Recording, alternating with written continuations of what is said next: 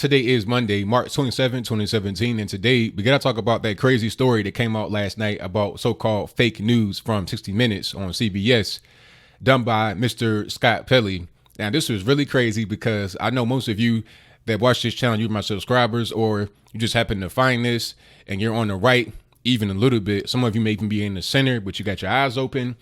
You're thinking, how can CBS, out of all the places in the world, come with a story about fake news? They're one of the biggest fake news creators and curators in the planet. It's just that simple. So how are they going to come against so-called fake news? Now, before I get into my analysis of it, what I want to do is show you a short clip from it. I will not play the whole thing here. It's about 13 minutes long. I did not see it last night, but I saw it again this morning. And I'll give you the same link that I saw on their website in full in the description box below. But all we're going to see right now is the first 30 seconds of it. And you see Scott Pelley try to frame the remaining 12 and a half minutes of it as being non-partisan, being fair, being balanced. But you'll see within the first 15 seconds that the first 5 have kind of been debunked. But before we go down that road, I'm going to go ahead and roll it. And then once we come back, we'll talk about that and we'll talk about what happened throughout the actual piece. So without further ado, go ahead and roll it. In this last election, the nation was assaulted by imposters masquerading as reporters. They poisoned the conversation with lies on the left and on the right. Many did it to influence the outcome, others just to make a buck. The president uses the term fake news to discredit responsible reporting that he doesn't like. But we're going to show you how con artists insert truly fake news into the national conversation with fraudulent software that scams your social media account. The stories are fake, but the consequences are real. The story will continue in a moment. Okay, so you're able to see that now. If you are kind of like me a little bit, you saw the contradiction. First, it was, well, it's on the left and it's on the right. But then it became Donald Trump uses the term fake news to talk about news that he does not like, to debunk it or discredit it. However, let's not forget that it was Hillary Clinton herself that came up with the term fake news. Matter of fact, she did a whole big speech about it, and the alt-right. Let me just mention briefly one thread in particular that should concern all Americans. Democrats, Republicans, and independents alike, especially those who serve in our Congress. The epidemic of malicious fake news and false propaganda that flooded social media over the past year. It's now clear that so-called fake news can have real-world consequences. So how are you going to blame Donald Trump for using the term fake news when it was Hillary Clinton who was trying to basically wage war against it? It does not make any sense. And also, some of these websites that'll be out here and they'll say Donald Trump uses fake news to make himself be more credible or whatever. And then they point to birtherism. Meanwhile, it was Hillary Clinton that came out with birtherism in the Obama election when she was trying to defeat him, talking about, well, maybe he's not a U.S. citizen, et cetera, et cetera. Trump took that and just made it bigger. The same thing he did with the whole fake news thing. He took it from her and made it bigger. But let's not forget the origin of it. But I digress. Now, getting back into this new story here, it was really crazy. I mean, the way they framed it. See, this is the whole thing I'm talking about with the mainstream media. This is how they do. They'll give you a few nuggets of truth in there, but then they'll present it to you in a way that's false. That's why Donald Trump said the leaks are real when it came to like Michael Flynn and stuff like that. But the news is fake because of the way that they frame it. It gives it a different meaning than it originally was. It makes it seem different than it actually is. It's the same thing going on here. They had Mike Cernovich on here and they were talking to him about fake news. Now, I don't know too much about the guy. I know many of you may know more about him than I do. I've seen him a couple of times on Stuff Out My News show, and I assume he's a good guy, but I can see how people would make him be the guy they have on here to discredit because of the way he speaks. His voice is kind of strange and his appearance is a little different. So they'll point to him as a guy that's easily discredited as being fake news. He has like no credibility, right? And then at the same time, they'll have some of these websites that curate some so-called fake news from the right, and it looks real professional. It looks like it could pass for a real website. It does not look fake. And the stories are kind of close to what could be real.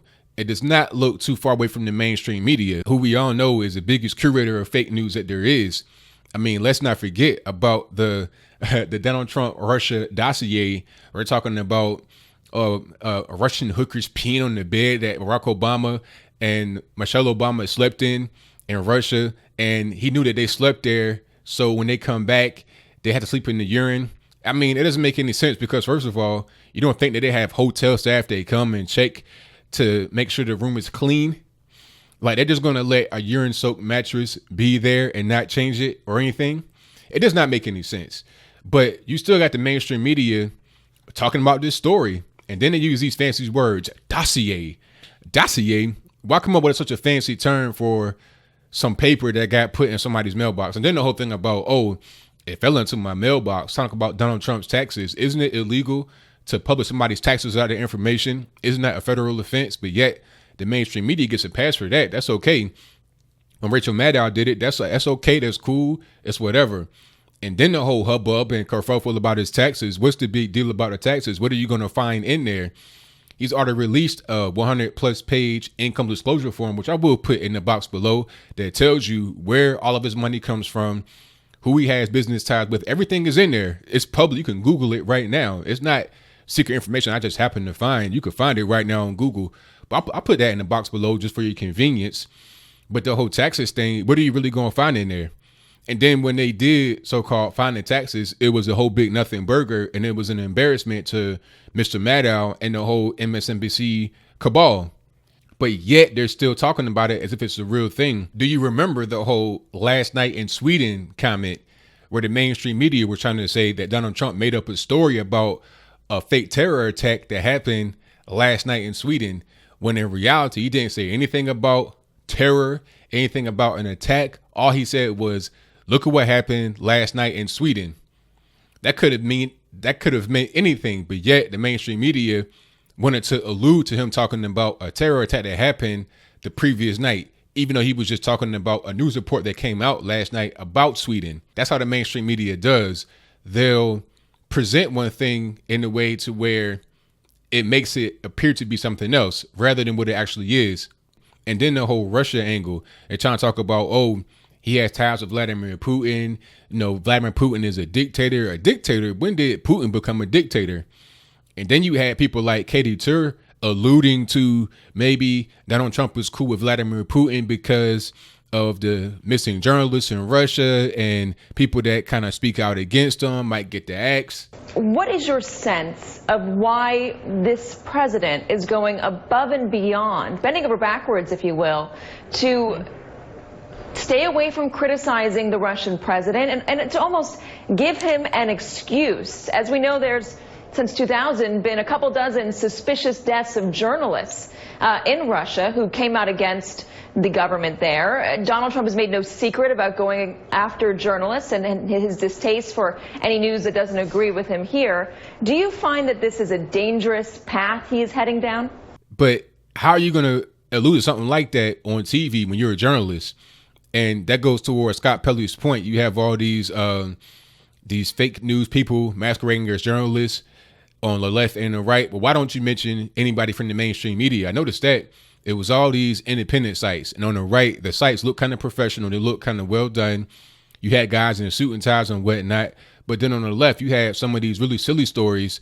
You had Donald Trump with cocaine on his nose. You know that's not real. It does not look any kind of way real. It does not look like you would take it seriously at all. They're trying to downplay the significance of the fake news on the left in the mainstream media. I don't even want to say downplay. That's actually downplaying what they do. They ignore the mainstream media and themselves for the fake news that they push out there. And they ignore some of the more professional looking non-mainstream sources. And then they just bring you these obviously fake, hustlers, stupid websites that don't look real at all. They just push those out there and say, hey, this is the news they have on the left that's fake, but look at the news on the right. It's much more realistic, much more believable. That's what they want you to believe, but it's just not really the reality of it. And that undermines their whole thing about trying to make this be so-called bipartisan and make it appear as if both sides are equal. They're trying to make the right seem like the much more egregious offenders than the left. And it's just that simple. So this whole story about fake news was fake news in itself. And Scott Pelley, CBS, you ought to be ashamed of yourself. If you want to talk about fake news, let's talk about all news in general and look at how many retractions have been issued, how many false statements have been made. It's like the whole thing with the Donald Trump people talking about sexual harassment, is and the third. All these women that came out, they're paraded all over the mainstream media, mainstream news, but yet right after the election, they've completely gone away. You've not heard a peep from them since. There's been no retraction. There's been no apology. There's been no nothing.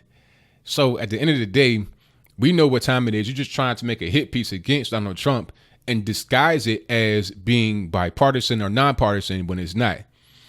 So that's pretty much all I got to say about it. What say you? Do you think this so-called news story is really a thinly veiled hit piece from Donald Trump? Or do you think that Scott Pelley, CBS, 60 Minutes, they're on point with their assertions, they're on point with their findings, nothing they said is incorrect, it's all good? Now, if it's fair, why don't they talk about the left or just the mainstream media in general, even if it hurts the right? Talk about Fox News, talk about MSNBC, talk about everybody. Why leave the big dogs out of it? Why focus on some of the smaller people? Because fake news, if it comes from both sides, and it comes from both sides. You see, they want to say fake news comes from the left and the right, and that's the both sides they mean. But what about both sides as far as mainstream and non-mainstream?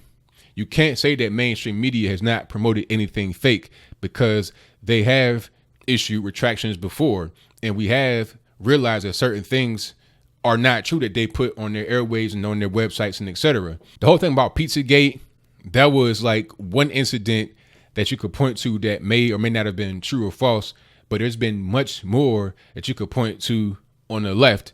But for some reason, those things don't get mentioned. For some reason, the mainstream media does not get mentioned. I'm smelling bias here coming from a mainstream media news source reporting on news. But that's just my 2 cents on it. Whatever your comments are, let me know in the comments below. And that's all I got to say for this video. If you like what you heard, please comment, rate, share, and subscribe. Peace.